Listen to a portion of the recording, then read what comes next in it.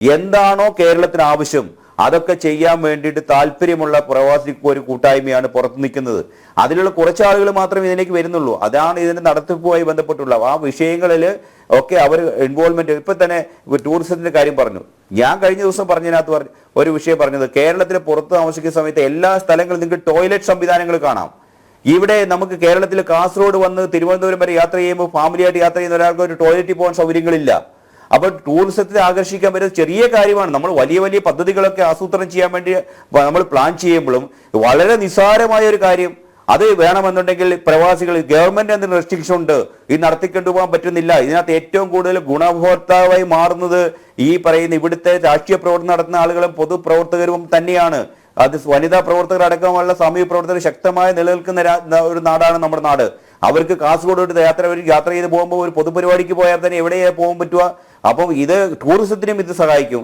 കേരളത്തിനും ഞാൻ ഇപ്പോൾ ബോംബെയിലാണെങ്കിൽ യാത്ര ചെയ്യുന്ന സ്ഥലങ്ങളിൽ ഒരു 1-2 കിലോമീറ്ററുകൾ യാത്ര ചെയ്ത് അവിടെയൊക്കെ ടോയ്ലറ്റ് ഉണ്ടെന്ന് കാണാം. ഇതുപോലെ ചെറിയ ചെറിയ കാര്യങ്ങൾ അത് ഗവൺമെന്റ് സാധിക്കുന്നില്ലെങ്കിൽ പ്രവാസികളെ ഏൽപ്പിക്ക് ഇവർ ചെയ്തു തരാമെന്ന് പറയുന്ന ഒരു സാഹചര്യം ഉണ്ട്. ഞങ്ങൾ പറഞ്ഞ നിർദ്ദേശങ്ങൾ, ഞാൻ പറഞ്ഞ കാര്യമാണ് ഞാൻ പറഞ്ഞത്.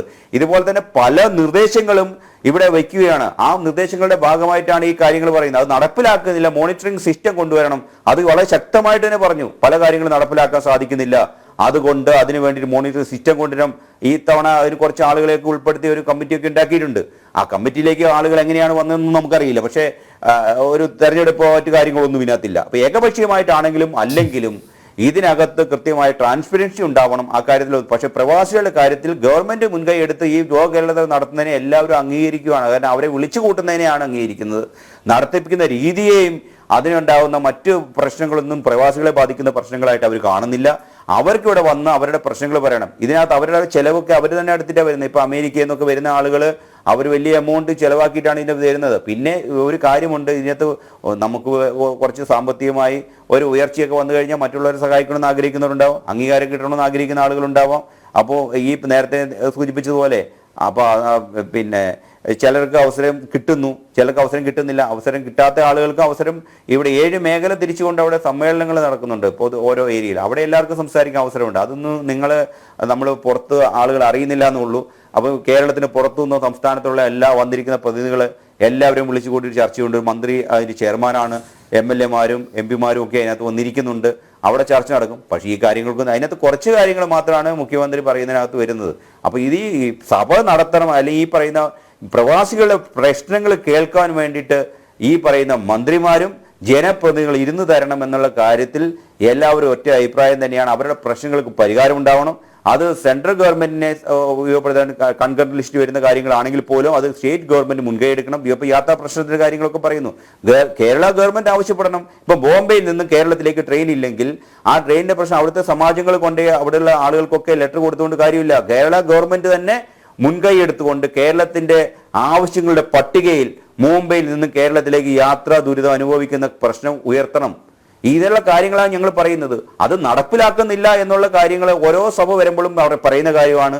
ഇത്തവണ 2022 സഭ 3ാം സമ്മേളനം നടന്നതിന് ശേഷം 4ാം സമ്മേളനം നടക്കുമ്പോൾ 3 കഴിഞ്ഞ് 4 വരുമ്പോൾ സമ്മേളനം നടക്കുന്നതുകൊണ്ട് കാര്യമില്ല. അതിനകത്തുള്ള പിന്നെ ഇതിനകത്ത് വരെ സ്പോൺസർഷിപ്പാണ് പറയുന്നത് വരുന്നത്. അതിനെക്കുറിച്ച് ചിന്തിക്കണം. ഇപ്പൊ ഇവർക്ക് റൂം എടുത്തു കൊടുക്കുന്നു.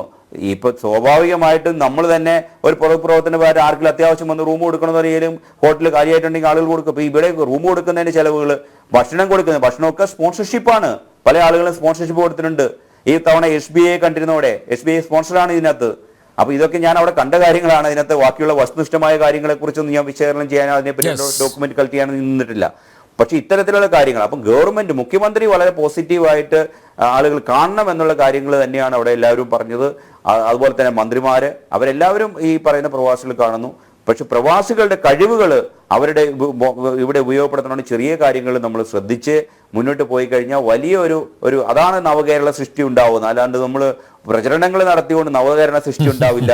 കേരളത്തിന് പുറത്ത് താമസിക്കുന്ന ആളുകൾ അവർ തയ്യാറാണ് സഹായിക്കാൻ വേണ്ടി. എന്താണോ നിങ്ങൾ ആവശ്യപ്പെട്ടു അത് ചെയ്യാൻ തയ്യാറാണെന്നാണ് അവർ പറയുന്നത്. അപ്പോൾ നടത്തിപ്പ് എങ്ങനെയാണെന്നുള്ളതിനെ കുറിച്ച് ട്രാൻസ്പെറൻസി ഉണ്ടാക്കണം.